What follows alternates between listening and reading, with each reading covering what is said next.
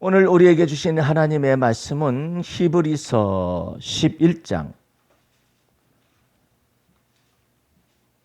21절서부터 22절까지 봅니다. 야곱은 죽을 때 요셉의 아들에게 축복하고 그 지팡이 머리에 의지하여 경배하였으며, 믿음으로 요셉은 임종시에 이스라엘 자손들의 떠날 것을 말하고 또 자기 유해를 위하여 명하였으며. 아멘. 할렐루야. 오늘 말씀은 히브리서 11장 21절서 22절까지 말씀 속에서 야곱과 요셉의 믿음이라는 말씀의 제목을 통하여 은혜를 나누도록 하겠습니다. 본문 말씀이 21절 22절 말씀을 다시 보게 되면은, 믿음으로 야곱은 죽을 때 그냥 야곱의 약전을 간단하게 죽을 때, 22절에도 보면은 믿음으로 요셉은 임종시에 말씀을 어떻게 이렇게 축약을 했어요. 근데 왜 죽을 때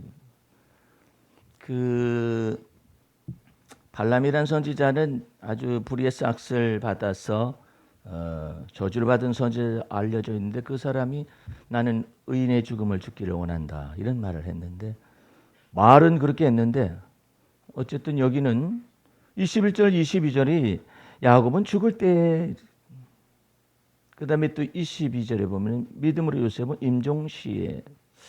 근데 이 말씀을 내가 보면서 참 고민이 됩니다. 어떻게 이렇게 짧게 적어놨을까? 좀 길게 좀 적어 놓으시면은 좀 할 말을 여기서도 조금 저기서도 조금 할 수가 있겠는데, 믿음으로 야곱은 죽을 때 요셉의 각 아들에게 축복하고 그 지팡이 머리에 의지하여 경배하였으며. 야곱의 약전이에요. 그런데 왜 죽을 때 그랬을까? 그 다음에 또 왜 22절에 요셉은 그 여러 가지 치적이 있잖아요. 하나님의 은혜로 말미암아서 애굽의 총리가 되어진 것들에 관해서 있는데, 겨우 요셉은 임종시에 뭘 얘기했느냐면 이스라엘 자손들의 떠날 것을 말을 하고 또 자기 유해를 위하여 명하였으며. 그러니까 애굽에다 묻지 말고 가나안 땅에 가서 묻으라, 이렇게 유언을 한 그것을 말을 하죠. 그런데 그것이 믿음으로 그래야 돼요. 나는 이 기절들을 보면서 하나님이 그 인생이 이제는 죽게 될 때 딱 그 팻말에다 적듯이 이게 딱 적을 때에 도대체가 야곱은 왜 세움을 받았으며 요셉은 왜 세움을 받았을까 하는 것들에 관해서 전체가 다 하나님이 출애굽하잖아요. 출애굽하고 그 다음에 홍해 바다를 건너고 광야를 거쳐서 젖과 꿀이 흐르는 가나안 땅, 아브라함에게 언약하였으 내가 내게 지시할 땅으로 가라 그랬잖아요. 그 땅, 그 기업에 관하여서 하나님이 계속해서 말하고자 원하는 뜻이 있는 거예요. 야곱은 죽을 때 요셉의 각 아들에게 축복했다고 그러잖아요. 생각해야만 합니다. 왜? 여러분들 이런 의문을 가질 수가 있어요. 왜 요셉을 왜 애굽으로 보낼까? 그러죠. 이런 저런 사연이 있긴 하지만 왜 애굽으로 보내느냐 말이에요. 그리고 또 왜 애굽에 야곱의 이 12 아들들이 거기 가서 고센 땅에 이제 거하게 되잖아요. 근데 왜 거기 있느냐 말이에요. 참 놀라운 일이에요. 그리고 왜 아브라함에게서 약속의 씨로 이삭이 났잖아요. 자손이 귀한 집안인데 거기에서 또 이삭은 늦게 장가 들어가지고 야곱과 에서만을 이렇게 생산해 냈는데, 왜 에서를 택하지 않냐고, 야곱을 어머니 태 속에서부터 이미 예정하여서 택했을까? 그런 과정 속에서 야곱이 믿음을 가지고 요셉의 아들들에게 축복했다고 그러잖아요. 이것은 굉장히 의미가 다릅니다. 물론 야곱의 아들들은 12 아들들이에요. 이 세 보면 열둘이에요. 베냐민까지 열둘입니다. 열둘인데 하나님께서 이 야곱을 번성케 하고 그다음에 창대케 해서 민족을 이룰 것에 관해서 말씀을 하셨었거든요. 근데 야곱 속에 생애 속에 비참한 사건이 나타난 거예요. 그게 뭐냐면은 자기가 이 네 부인이 있었는데 네 부인 가운데서 어쨌든 10아들 그다음에 11번째 아들이 요셉인데 11번째 아들 요셉은 라헬의 아들이고 그다음에 라헬이 요셉 다음에 베냐민을 낳고 죽게 됩니다. 죽게 되는데 그 과정 속에서 왜 이 야곱이가 왜 12아들이면 하나님께서 12아들 속에서 임재를 하고 번성하게 하면 좋은데 중간에 요셉이 죽었는지 살았는지 찢겨서 죽었다라고 생각하는 그런 사건이 벌어지잖아요. 예? 그 사건이 벌어지는데 그 요셉을 잡아 죽이려 형들이 했잖아요. 시기하고 질투해가지고요. 그랬는데 그 중에 르우벤이라는 장자가 죽이지는 말자. 그래가지고 구덩이에 던져 넣자 이렇게 했어요. 그런데 그 르우벤이 어디를 잠깐 목축을 하러 갔는지 어떤지 그 사이에 유다가 놀라운 말을 합니다. 우리가 이 동생은 어쨌든 혈육인데 죽여서 뭐하냐. 죽이지 말고 동생을 어떻게 하면 좋을까. 일단 건져내가지고 어떻게 하면 좋을까. 그런데 마침 애굽으로 가는 그 저기 상인들이 있었어요. 그러니까 그 상인들에게 20을 세계를 받고 팔았어요. 노예로 판 것이죠. 그리고 요셉의 옷을 색동 옷을 다 벗기고 노예 옷을 판 다음에 거기다가 양의 피를 묻혀가지고 아버지한테 가서 말할 때는 거기서 거짓 울음으로 말해요. 아버지 요셉이가 우리를 보러 왔는지 어쨌는지 그 중간에 보니 안 와서 보니까는 짐승이 찢겨서 죽었습니다.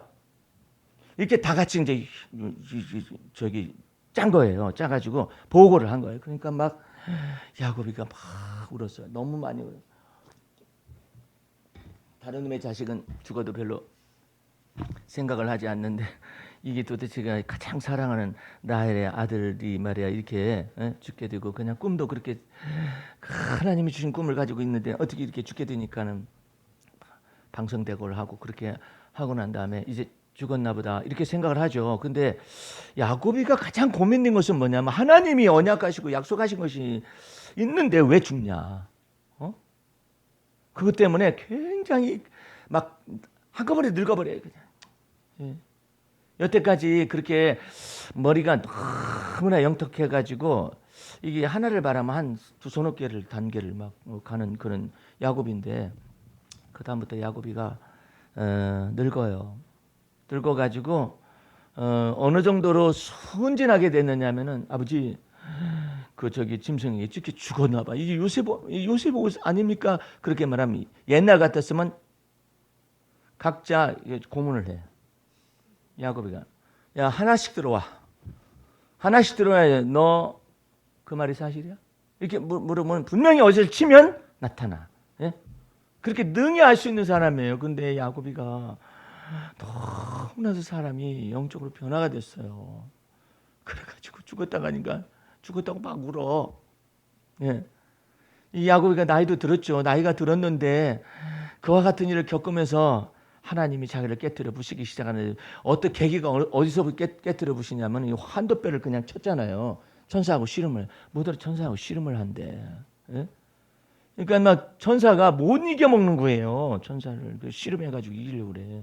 그러니까 환도뼈를 딱 쳐가지고 이제 막 땅바닥에 기어다닐 정도로 된 다음부터 이 야곱이가 자아가 죽기 시작, 완전히 막 깨트려져 죽기 시작을 하는. 게다가 요셉이까지 잃어버리고 난 다음에 아무런 인생에 낙이 없는 거예요. 예. 그래가지고 오직 막내인 베냐민만 데리고 이렇게 지내요.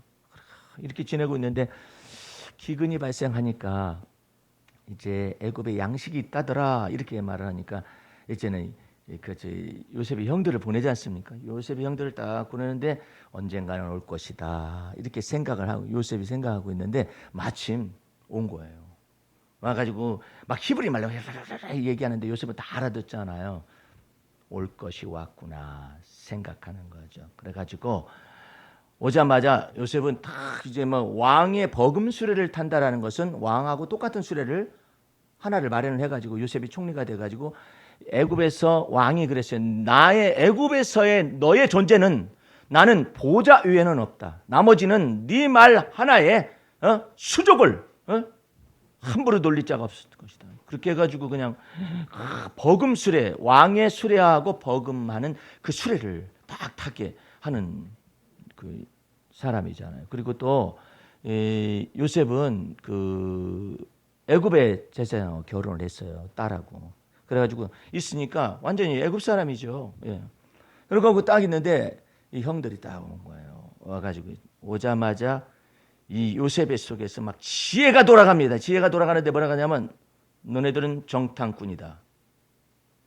그렇게 말을 하니까는 이 사람들이 난리가 났어요. 아닙니다. 우린 정탐꾼이 아닙니다. 예? 자기네들이 막 말로 하는 거예요.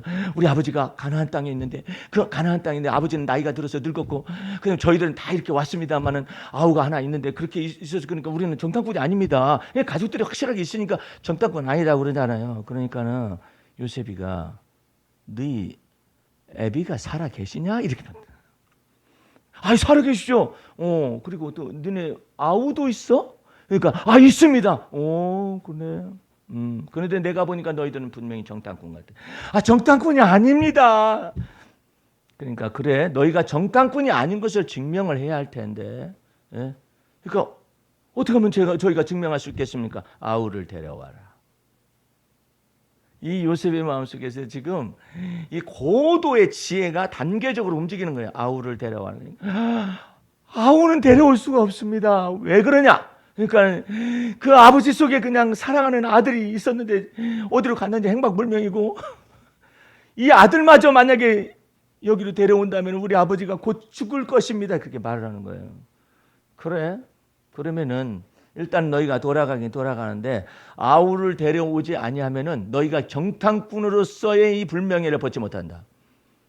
그럼 저희가 어떻게 하면 좋겠습니까? 시몬이라는 그 형제가 있는데 그 형제를 담보로 잡고 너희가 아우를 데려올 때야 내가 이 모든 볼벌을 다 풀어주고 양식도 넘치게 주마. 그렇게 말을 하니까는 이 사람들이 막 히브리 말로 막 하는 거예요. 뭐라고 말을 하냐면 야 우리가 동생을 갖다가 그때 막 울매불매 애원하고 막 살려달라고 막 그랬었는데 그 동생을 갖다가 그냥 눈물을 보면서도 우리가 그냥 동생을 함부로 대하고 그냥 애굽에다 팔았기 때문에 이런 일들이 발생했다고 자기들끼리 막 히브리 말로 막 시부룩거리고 있으니까 요셉이 막 알아듣는 거죠. 못 알아듣는 척하면서 시몬이라는 저기를 형제를 내가 볼모로 잡아둘 테니까 너희들 해라. 그렇게 말을 하면서 이제 양식을 다 드면서 뭐라 하느냐면은 이제는 이제 데려오잖아요. 데려와가지고 아버지 이 베냐민을 데려가려고 하니까는 만약에 그 아가 오지 않는다면은 그냥 볼모도 안 풀어주고 우리 정탐꾼에서 헤어날 수가 없고 양식도 얻을 수가 없습니다.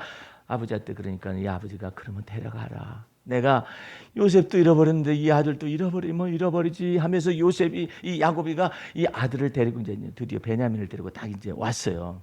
다 오니까는 요셉이가 자기 친동생을 보다가 잠깐 있어라 하더니 바깥에 나가가지고 막 울어.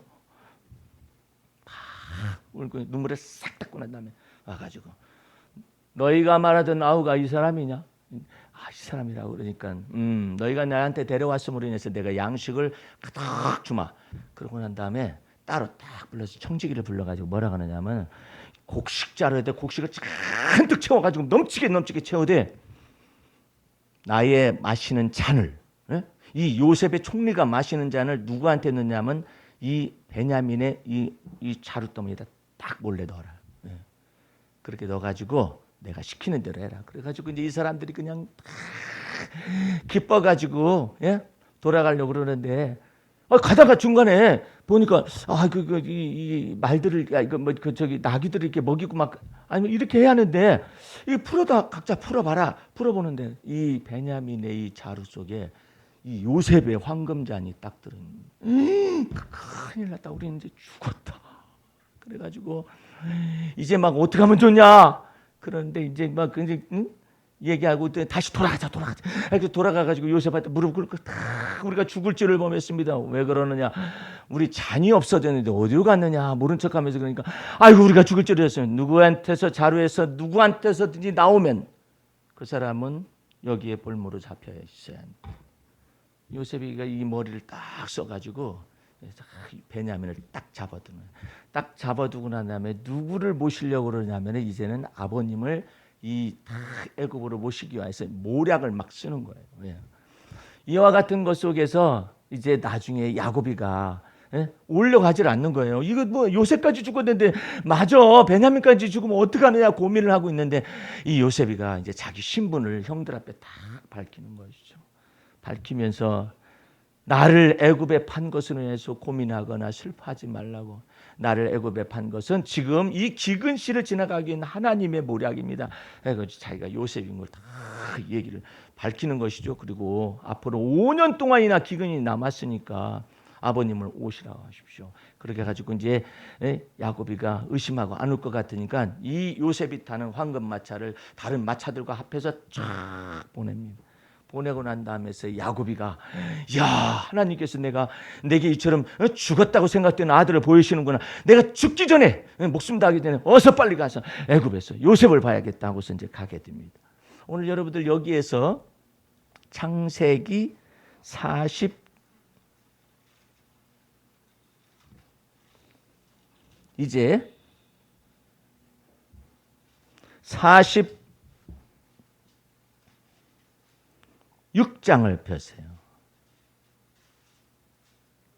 46장에 보면 이 야곱이 이제 12 형제들과 손주, 손녀들 막 이렇게 손자들 다 데리고서 이제 저기 애굽으로 출발하는 그 과정 속에서 46장 1절에 보면은 이스라엘의 모든 소유를 이끌고 발행하여 브에사바에 이르러 그 아비 이삭이 하나님께 희생을 드리니 밤에 하나님이 이상 중에 이스라엘에게 나타나시고 불러가라사대 야곱아 하시는지라. 야곱이 가로되 내가 여기 있나이다 하매 하나님이 가라사대 나는 하나님이라. 내 아비의 하나님이니 애굽으로 내려가기를 두려워 말라. 내가 거기서 너로 큰 민족을 이루게 하리라. 아까 여러분들 그 말씀 전에 그랬었죠. 서론에 왜 애굽으로 가게 했을까? 하나님의 이런 계획이 있는 거예요. 예? 내가 거기서 너를 큰 민족을 이루게 하리라. 내가 너와 함께 애굽으로 내려가겠고 정녕 너를 인도하여 다시 올라올 것이며. 하나님의 은혜가 이 애굽으로 내려가고 있는 이 야곱을 인생을 해석해. 제가 이번에 제자반에 갔었더니 두 분의 연세가 많은 과부 되시는 분들이 참석을 했습니다. 한 분은 3년 전에 남편이 소천을 했고, 한 분은 바로 지지난주에 소천을 한 그분들이 이상스럽게 이 제자훈련의 말씀을 듣기 위해서 참석을 했는데 너무나 다른 사람들이. 왜 다르느냐? 3년 전에 남편이 소천한 분은 상담을 하는데 뭐라고 하느냐면은 남편이 이렇게 화장에 들어가잖아요. 들어가면 육으로 깨트려 부셔가지고 육을 함에 이렇게 담아주잖아요. 그런데 이 육을 함에 이렇게 담아져 있는 것이 머릿속에 너무나 깊숙이 박혀버려요. 깊숙이 박혀가지고 그 영감님이 소천하시고 난 다음에 그 육골함이 계속 돌아다녀 집안에서. 생각이 나요. 눈 감으면 막 육골함이, 눈 뜨면 없어요. 근데 조금만 생각하면 육골함이 하얀 듯한 도자기에 있는 육골함이 보여요. 3년이 지나 지금까지도 고민이 돼 그것 때문에. 그런데 한 분은 하나님이 은혜를 베푸는 것이 무엇이며 하나님이 죽음에 관하여서 해석하는 건 무엇일까? 이런 것들이 너무 소중한 거예요. 오늘도 야곱이 죽을 때, 그 다음에 또 요셉이 임종시 이와 같은 내용이 있잖아요. 이 또 다른 한 분은 영감님이 이 장로님이 소천하기 전에 부인한테 부인 권사님한테 말하는 거예요. 여보, 내가 죽을 때 되면은 당신만 있으면 당신 무서울 텐데. 이게 시신을 보고 놀랄까 봐. 예. 그래가지고 하는 얘기가 무슨 얘기 하느냐면은 아들이 그 현장에 있었으면 좋겠다. 임종시에. 그렇게 말을 하는 거죠. 그런데 놀라웠게도 임종시에 하나님의 은혜가 그대로 임한 거예요. 아니 그러면은 나는 그런 생각을 하는 거예요. 아니 그 장로님이 아무리 자기가 나 죽을 때 당신하고 둘이 있으면 당신 무서울까 봐 그것까지 생각해 주는 거 참 깊잖아요. 그런데 당신 무서울까 봐 그러니까 아들이 있었으면 좋겠다라는 생각을 하잖아요. 그러면 여러 가지 것이 문제가 발생해요. 왜? 언제 죽을지 몰라. 그렇잖아요. 언제 소천할지 모르잖아요. 그게 인간에 있어서 참 허무함이고 한계잖아요. 그리고 두 번째로는 아들이 언제 올지 몰라. 그걸 누가 정해? 예? 그러니까 이것은 너무나 불투명한 거예요. 그런데 그 임종시에 하나님이 이 은혜 위에 은혜를 더하십니다. 아, 내가 좀 이상하다 생각해가지고 전날 밤에도 그냥 멀쩡하죠. 찬송을 부르면 권사님이 찬송을 부르는데 권사님이 좀 음칠해서 찬송을 잘 못 불러. 그러니까 이게 무슨 곡조가 있는 거든 전혀 무시하고 막 찬송이 막 나오는 거죠. 예. 그러니까 아유 듣기 싫어 이렇게 쫓아와가지고 듣기 싫어. 성경책 읽는 것도 아유 듣기 싫어. 그 권사님이 남편이 돌아가시기 전에 그게 기억난다는 거. 아이 그 목사님, 돌아가시기 전에 나한테 내가 찬송가 부르면 찬송가 부르는 거 듣기 싫다고 그랬는데 성경 읽는 것도 듣기 싫다고 그러거든요. 그것은 성경이 읽는 거 싫은 것도 아니고 찬송가 부르는 거 싫다는 게 아니라 당신의 세월이 얼마 안 남은 것을 알고 내 곁에 있어주 그 뜻이요. 그러니까 그랬군요. 그것은 이제 해석이 됐잖아요. 그러니까 그것도 풀렸잖아요. 왜 영감님 그런지 모르겠다. 그런데 더 귀중한 것은 그 소천하는 날 밤에 이제 좀 제법 기운이 있었단 말이에요. 그래서 침대에 누웠다가 새벽에 여보 그러는데 그 전날에 아들이 세 아들이 있었는데 세 아들 중에 한 아들이 이상스럽게 가고 싶다라는 마음이 이렇게 이상스럽게 가고 싶다라는 마음이 있는데 뭐 아버님하고 뭐 통화도 하고 뭐 그러는데 뭐 소천하실 거라 생각을 했겠어요. 근데 이상스럽게 가고 싶다고. 그래가지고 아버지한테 전화해서 아버지 저 내려갈까 하는데 아니다 야 저기 네 형 내려왔다 갔은 지 얼마 안 됐으니까 뭐 다음에 내려와라 이렇게 말하는데 그 말이 들으면 우리는 생각할 때 아버님이 좀 정정하시다. 응? 그렇게 생각해가지고 뒤로 미룰 수가 있잖아요. 근데 이 아들의 마음속에서는 이상하게 감동이 돼가지고 내려가 봐야겠다. 해가지고 내려가 봤는데 그때 이 장로님의 마음의 묵상과 입술의 말을 주님께서 연락을 해주시는 순간이었어요. 그날 밤에 이제는 그 아버님이 잠이 들었다가 여보 하면서 내가 좀 이상하다 하면서 이렇게 침대에 나와가지고 이렇게 걸터 앉아 있고 그러더니 내가 조금 그래 이렇게 말을 하니까는 이제 아들을 이제 불렀었더니 아버지가 이렇게 기대면서 이제 힘이 기진한 것이죠. 그래가지고 아들의 무릎에 안겨가지고 이제 주님 나라 이제 가게 된 순간이었는데 나는 그런 것을 생각하면서 그래요. 임종의 기도라는 거, 임종의 축복의 기도라는 것이 무엇인가? 아니 내가 언제 소천할지 모르는데, 당신 나 죽으면 당신 무서울까 봐 무서울지 안 무서울지 그건 뭐 소천하시는 분은 모르고, 그런데 이제 그래서 산 사람에 대해서 생각이 있는 거잖아요. 그래서 아들이 있었으면 좋겠다. 그 앞에 있었으면 좋겠다. 그래서 그 아들이 있는 것이 뭐 때문에 당신 무섭지 않도록 이렇게 했는데 과연 아들이 와가지고 머무는 그 순간 속에서 이렇게 이제는 소천을 하게 됐잖아요. 주님께서 그것을 뭐라고 해석하시냐면 시편 19편 14절 말씀에 나의 마음의 묵상과 입술의 모든 말이 주 앞에 연락되어지기를 원하노라. 그 은혜 속으로 들어간 거예요. 예? 전에 그러더래 나 천국 갈 수 있을까? 그러셨더니 그래 박요한 목사님이 당신 인격자라고 그랬어. 인격자라고 해서 천국에 들어가지는 않죠. 예수 피가 우리의 모든 죄를 다 사하시고, 예. 그다음에 우리를 의롭다 칭하신 그 은혜 속에서 그 하늘길을 여시는 것이잖아요.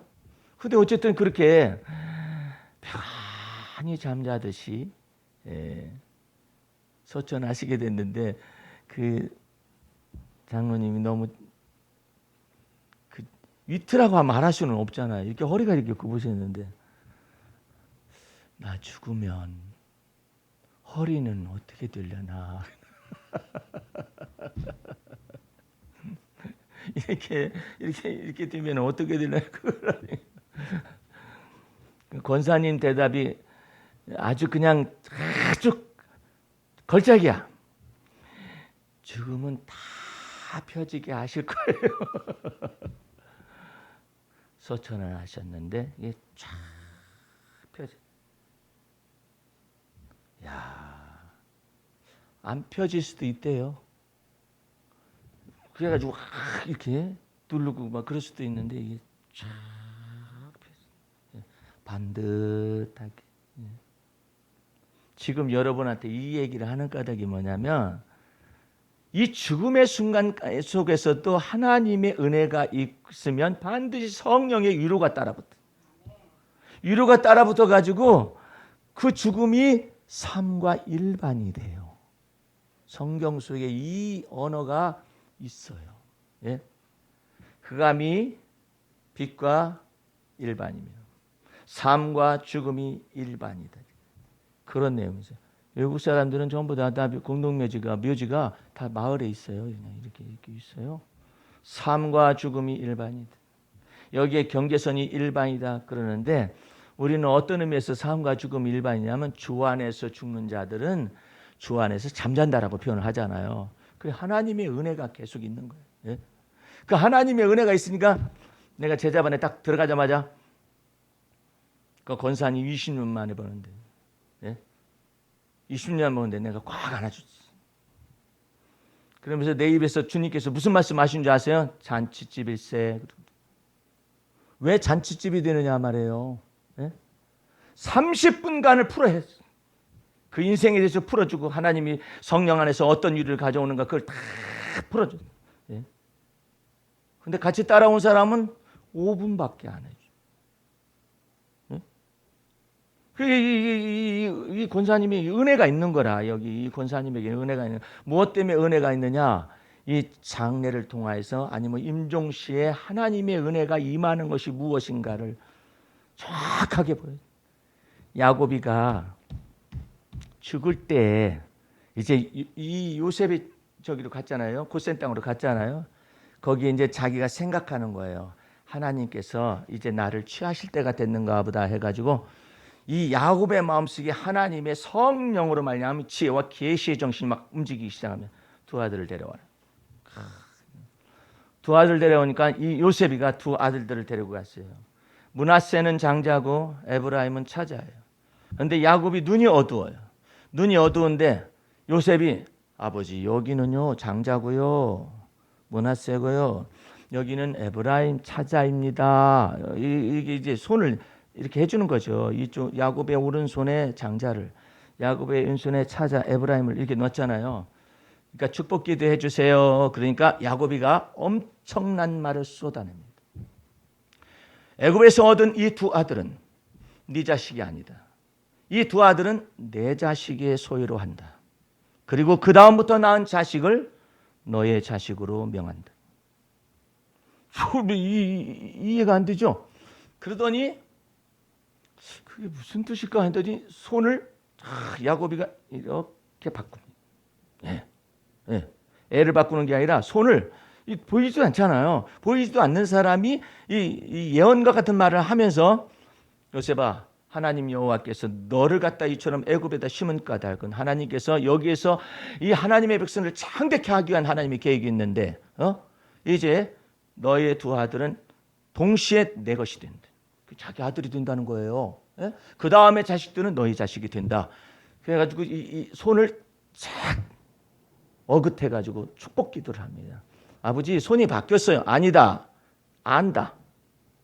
에브라임 사자는 장자보다 큰 자가 된다. 해가지고 딱 축복 기도를 딱 마친 거예요. 여러분들 야곱이가 죽을 때 요셉의 두 아들들에게 축복 기도했다고 그러잖아요. 이게 바로 그 현장이거든요. 이게 무슨 뜻이냐면은 이 야곱의 아들은 분명히 12아들이에요. 요셉까지 합해서 이 베냐민까지 12아들이에요. 근데 지파로 넘어갈 때는 달라요. 예. 다시 야곱의 아들들은 분명히 12아들이에요. 요셉까지 포함해서 12아들들이에요. 예. 근데 분명히 요셉에게 말을 했잖아요. 두 아들들을 내게로 돌린다 그랬잖아요. 근데 12지파를 계산할 때는 12지파로서 12아들들의 12지파로 계산할 때는 그러면은 요셉 빠지고 두 아들 하면 13명이 되잖아요. 그잖아요. 두 명이 들어갔으니까 요셉 하나로 12명인데 므낫세 에브라임이 야곱의 아들들로서 마치 입적이 된 것처럼 입양이 된 것처럼 그렇게 해가지고 13명이 되잖아요. 그런데 지파를 할 때는 12지파로 적혀 나타나는 거예요. 왜? 레위 지파가 빠져. 지파를 할 때는 레위 지파는 모든 지파들 속에 있는 것 속에서 레위의 기업들이 있어요. 예. 그렇기 때문에 요셉은 이 요셉의 두 아들들이 야곱이가 이렇게 어긋맞겨서 기도했다라는 것이 무엇을 의미하느냐면 이제 12아들에서 12지파로서 나누어질 것을 미리 보고 야곱이 축복 기도를 했다 이 말이에요. 그니 얼마나 놀라운 일이에요. 그 현장을 여러분과 제가 한번 가보도록 하겠습니다. 예. 자, 48장 창세기 48장을 가보시기 바랍니다.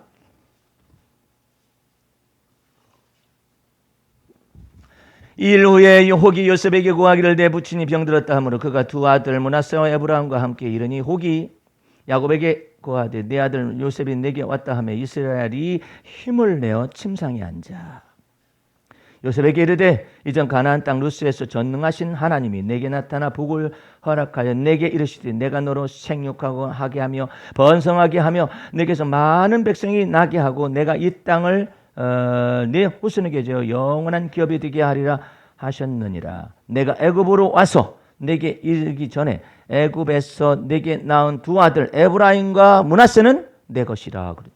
그죠? 야곱의 아들들이라 이거예요. 예? 내 것이라. 르벤과 시몬처럼 내 것이 될 것이요. 뭐 손자인데 자기 소유로 한다 이 말이죠. 이들 후에 내 소생이 내 것이 될 것이며 그 사람은 그 형의 명의하에서 함께 하리라 이렇게 말을 하잖아요. 예? 그러니까 이 성경 속에서 지금 히브리서에서 이 말을 하는 거예요. 야곱은 죽을 때 요셉의 두 아들들을 믿음으로 축복하고 그래서 이스라엘 12지파가 이게 만들어진 거예요. 예. 그 12지파를 미리 앞서 놔두고 이 야곱이가 멀리 보면서 기도를 하는 거예요. 축복 기도를 하는 것이죠. 그것을 보고 믿음으로 했다라고 말을 하는 거예요. 죽기 전에. 예? 그래가지고 이제 13절에 보게 되면은 우스로는 에브라임을 이스라엘의 좌수로 향하게 하고 이게 바꿨다라는 거예요. 이렇게 어긋맞게. 우스로는 므낫세를 이스라엘의 우스를 향하게 하고 이끌어 그에게 가까이 나아가며 이스라엘이 우스를 펴서 찾아 에브라임의 머리에 얹고 우스를 펴서 므낫세의 머리에 좌수를 펴서 얹으니 므낫세는 장자라도 팔을 어긋맞게 얹었더라. 그가 요셉을 위하여 축복하여 가로되 내 조부 아브라함의 아버지 아브라함과 아버지 이삭에 섬기던 하나님, 나의 남으로부터 지금까지 나를 기르신 하나님, 나를 모든 환난에서 건지신 사자께서 이 아이에게 복을 주시오며 이들로 내 이름과 내 조부 아브라함과 아버지 이삭의 이름으로 칭하게 하시오며 이들도 세상에서 번식되게 하시기를 원하나이다. 저기 이제 17절 보세요. 요셉이 그 아비가 우스를 에브라임의 머리에 얹은 것을 보고 기뻐하지 아니하여 아비의 손을 들어 에브라임의 머리에서 므낫세의 머리로 옮기고자 하여 그 아비에게 이르되 아버지여 그리 마옵소서. 이는 장자니 우스를 그 머리에 얹으소서. 아비가 허락지 아니하여 가로되 나도 안다 내 아들아 나도 안다. 그도 한 족속이 되며 그도 크게 되려니와 그 아우가 그보다 큰 자가 되고 그 자손이 여러 민족을 이루리라 하고. 오늘 여러분들 이 속에서 나는 참 어려웠어요. 이 기절이. 그래서 제가 왜 저기 요셉의 두 아들을 야곱의 아들들처럼 기업을 주어서 지파를 형성하게 하느냐 이 말은. 그랬더니 레위 지파가 빠져서 그래요. 지파를 할 때는 레위 지파는 기업이 없어요. 예. 이 레위 지파는 가나안 땅에 가서 기업을 나누는데 기업이 없어요. 기업이 없는 대신에 나머지 11지파 속에서 이 레위의 기업들이 있는 거예요. 이게 나누어서 있는 거예요. 11조처럼. 그러니까 뭐 이렇게 크다란 산지가 있으면 그 산지 가운데 레위의 이와 같은 성읍이 이렇게 있고 어디에도 성읍이 있고 각 지파마다 이 성읍이 있게 만든 거예요. 도피처라고 말할 수도 있는 그런 곳이 이제 레위의 이제는 저기 되는 거죠. 그러니까 사무엘 선지자가 태어날 때에도 무슨 레위의 어디 땅에서 뭐 그런 것이 없어요. 예. 에브라임 산지에 있는 거기서 이제 레위 지파가 있었던 것 가운데 사무엘이 태어나게 된 것이죠. 예. 그러니까 이와 같은 것 속에서 이걸 미리 보고 야곱이가 믿음 안에서 미리 보고 기도를 했다라는 것이죠. 예. 여러분과 내 삶 속에서 하나님께서 여러분들 이 임종시에도 하나님의 은혜가 계속 되어지는 것을 끝까지 믿어야 여러분이 의인의 죽음을 죽을 수가 있어요. 여러분의 마음 중심 속에서 언제나 여러분의 갈 길 다 가도록 예수 인도한다라고 마음속에 믿어야 해요. 나는 청년 시절에 40대면 죽는다. 아니, 지가 왜 그걸 정하죠? 그게 운명이에요. 자기가 나는 40까지 살고 나는 안 산다. 짧고 굵게 산다. 그렇게 생각을 하는데 짧고 굵게 살려면 뱃속에서 죽지 뭐. 어머니 뱃속에서. 그런데 여기 말씀 속에서 보게 되면 하나님께서 이 야곱에게 힘이 다는 기진하는 순간까지 이 야곱 속에 하나님의 은혜가 계속 되어져요. 예. 여러분 삶 속에서도 나는 내년까지만 살아야지. 그러면 안 돼요. 나의 갈 길 다 가도록 예수 인도한다라고 마음속에 믿으시기 바랍니다. 예? 그래야지 나는 우리 노집사님 생각하면은 오늘도 이렇게 헌금을 했는데 이해가 안 돼. 아니 그게 몇 푼이나 된다고 팔아가지고. 예? 빚은 더 많고 몇 푼이나 된다고. 근데 우리 주님께서 그러시는 거예요. 네가 빚과 환난 가운데 처한 거 다 안다. 다 아는데 너는 끝났을지 몰라도 하나님은 지금부터 시작이니까 작은 것에 충성하거든. 그래야만 더 큰 거 맡기려. 어떻게 작은 것이에요, 하나님? 여기에 오는 사람들 전부 다 하나님께서 미리 보내시는 사람들입니다. 저 사람들을 오늘 미리 축복기도 합니다. 그래서 저 사람들이 아이들이 코 묻은 돈을 가져오든 무엇을 가져오든 다 이 가게를 들리는 모든 사람들 속에 하나님 앞에서 축복한 사람들이 오는 거예요. 그 사람들을 하나님이 보내시는 거예요. 이렇게 보내셔가지고 그것이 소득이 얼마가 되든지 상관없이 하나님께서 주신 것 때문에 한날의 생활 속에서도 그 의미가 있는 것이지. 생각해봐요. 빚은 많은데 이거 벌어봤자 얼마나 된다고. 나는 미래가 없는가 보다 생각하면 끝이 없어요. 적건만큼 간에 우리 주님께서 그러셔요. 내가 너와 함께하여 너의 갈 길 다 가도록 너를 인도하리라 그랬는데, 우리 한번 이 기절을, 야곱의 이 기절을 생각하면서 창세기 28장을 다시 한번 넘어가 보세요. 어떻게 됐는가?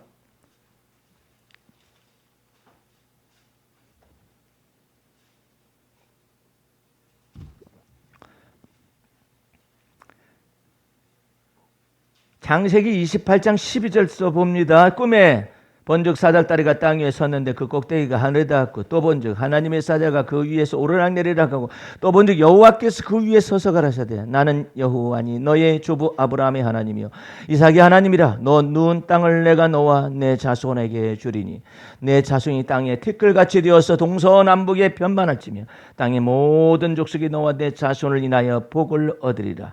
내가 너와 함께 있어 내가 어디로 가든지 너를 지키며 너를 이끌어 이 땅으로 돌아오게 할지라. 내가 내게 허락한 것을 다 이루기까지 너를 떠나지 아니하리라. 그 놀라운 은혜가 요셉에 있는 이 애굽의 땅에 가서까지도 하나님께서 역사를 하셨어요. 그 역사를 하시면서 야곱이가 마지막 유언을 합니다. 내가 죽거들랑 애굽에다 묻지 말아라. 반드시 가나안 땅에 돌아가서 마무리 숲을 근처에 있는 거기에다가 나를 묻어라. 그래가지고 야곱이가 죽고 난 다음에 요셉이 바로한테 들어갑니다. 들어가가지고 우리 아버지가 우리 조상의 땅 선영이 이렇게 있는데 거기다가 묻어달라고 했으니 저로 하여금 갔다 오게 하여 주시옵소서. 제가 반드시 갔다 오겠나이다. 그러니까는 이 애굽에서부터 저기 이 마므레 상수리 숲을 근처에 있는 이 가나안 땅에 이 야곱을 갖다가 묻는 행렬이 막벨라굴이라고 말하는 이 행렬이 엄청나게 그 바로의 신하들로부터 시작해가지고 청지기들부터 시작을 해가지고 이 사람들이 전부 다 애들만 다 고세 땅에 놔두고 이 시신을 위해서 전부 마차가 움직이는데 거대한 어떤 움직임이 이 무리가 이 애고에서부터 나가는 장면이 이 성경에 기록되어 있거든요.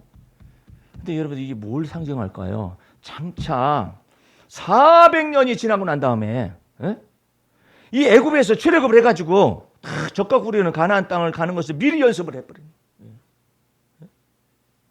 그거 놀라운 거예요. 그와 같은 것을 후대에 걸쳐가지고 몇백 년이 지나고 난 다음에 이제 모세라는 사람을 하나님께서 보내가지고 그 대역사를 나타낼 것인데, 이야, 이 애굽에서부터 이 야곱의 저기 시신을 가지고 말해 장례식치르기 위해서 막벨라굴에 이르기까지 거대한 무리들이 아예 그냥 그 우는 사람들을 일꾼을 샀어요. 거기 보면은 우는 일꾼이 따로 있어. 그냥 계속 우는 거야. 이 사람들은 싹을 받고 계속 울어 제끼는 거야. 그런 사람들이 그냥 목이 쉬도록 울었겠죠. 돈 받아서. 근데 그냥 쫙 거기까지 갔다 오는 행렬이 있어요. 야, 출애굽에 관련된 걸 미리 연습을 해버려. 그러면서 요셉이가 임종시에 그렇게 말합니다. 내가 여기서 죽긴 죽는데 너희가 출애굽을 할 때 그걸 미리 바라보고 말합니다. 내 유해를 저 가나안 땅, 적각 뿌려오는 가나안 땅으로 옮기도록 해라. 그래서 이스라엘 백성들이 모세로 말미암아 출애굽하였을 때 마지막 절차가 뭐였었냐? 요셉의 관을, 유해를 옮기는 것입니다. 그래가지고 이 모든 것들을 미리 다 봤다라는 거예요. 오늘 성경 말씀을 다시 가봐요. 이제 히브리서로 가봐요. 다시 이 장대한 것을 들으시고 21절, 22절을 보시기 바랍니다. 믿음으로 야곱은 죽을 때 요셉의 각 아들에게 축복하고, 그래서 어떻게 됐다는 거예요? 이스라엘 12지파가 형성이 됐다는 거예요. 그것을 미리 보고, 이스라엘 12지파 가운데 뭐 요셉 지파 그거 없어요. 므낫사와 에브라임 지파라고 말을 하죠. 근데 왜 손자가 와 있느냐 말이야. 그 손자가 와 있는 까닭은 야곱이가 이때 말을 한 거예요. 요셉한테 애굽에서 난 자식은 내 자식이다. 딱 말을 하죠. 참 놀라운, 도대체가 성경 알다가도 모르겠어요. 애굽에서 난 자식을 갖다가 나도 몰랐었거든요. 근데 이번에 이 말씀을 준비하다 보니까 그게 이게 어떻게 된 거야? 보니까 이게 도대체 이 야곱이가 왜 요셉의 각 아들들에게 축복했느냐? 그것은 12 아들들 시대에서 12지파를 미리 보는 거야. 야곱이가. 그러니까 얼마나 놀라운 거예요. 그리고 또한 22절 마지막 봅니다. 믿음으로 요셉은 임종시에 이스라엘 자손들에 떠날 것을. 아니 언제 떠난대요? 요셉이 죽고 난 다음에 400여 년이 흐르잖아요. 그 400여 년이 될 그 일을 요셉이 믿음 가지고 임종시에 딱 바라보고 예언을 한단 말이에요. 그게 놀랍다라는 거예요. 예? 그것은 어디에 닿는 거냐? 아브라함의 하나님, 이삭의 하나님, 야곱의 하나님에게서 이 요셉의 하나님에 이르는 모든 과정 속에서 이미 출애굽할 것을 갖다 미리 앞서보고 믿음 안에서 이야기하고 있다라는 거잖아요. 오늘 여러분들 하나님 앞에서 여러분의 삶 속에서도 놀라운 일을 여러분의 가문 속에서 일을 일으키셔요. 마지막으로 나는 이제 아들이 셋이 있었는데 둘째 아들이 아버지 임종을 지킨 거예요. 그런데 아버지 왜 세 아들 가운데 둘째 아들이 그렇게 됐을까라는 건 나는 감동을 받지 못했어요. 근데 어머니 권사님이 감동을 받더라고. 왜 둘째 무릎 앞에서 아버님이 소천을 하시게 됐을까 했더니 아주 말썽을 많이 부리고 근심의 대상이었었나 봐요. 둘째 아들이. 그래가지고 그 둘째 아들이 회개하는 마음으로 회개할 기회를 주기 위해서 그랬다 하는데 우리 집에도 저희 형님하고 제가 있습니다만 우리 어머니 아버님 다 저를 통하여서 임종을 맡게 하시고 그러셨는데 왜 우리 형님이 아니고 나였을까 했더니 내가 그냥 속을 많이 썩어 들어가지고 회개할 길을 많이 주셨나 봐요. 아버님 소천하시고 난 다음에 어머님 모시는 것도 다 내가 어린 시절에 멍에를 갖다가 그렇게 있었다고 불평하고 막 이전날에 그랬었는데 그걸 다 만족시켜주게 하시기 위해서 우리 주님께서 남은 생을 갖다가 저희 어머님도 같이 있다가 소천하시게 됐는데 하나님께서 이 야곱에게 아까 애굽으로 내려갈 때 맨 마지막을 하나님이 그것마저 예언하셔. 나는 이 기절을 보고 좀 놀랐어요. 하나님의 선하심과 인자심 뭐라고 하느냐면은 너 애굽으로 내려가는 것을 두려워하지 말아라. 네? 내가 널 애굽에서 너의 민족을 크게 하리라고 말하고 난 다음에 맨 마지막 말씀이 나는 너무나 놀라요. 요셉이 내 눈을 감기게 하리라. 이야, 거기에 그 성경 구절이 있어요. 아니 주님께서 눈을 감기게 하는 건 누가 눈을 감든 어쨌든 뭐 철학적인 신을 추구하는 사람들은요 누가 감기건 어쨌든 간에 뭐 그런 거 생각 안 해요. 근데 하나님께서는 거기까지 보셔요. 요셉이 너의 눈을 애굽에서 감기게 하리라.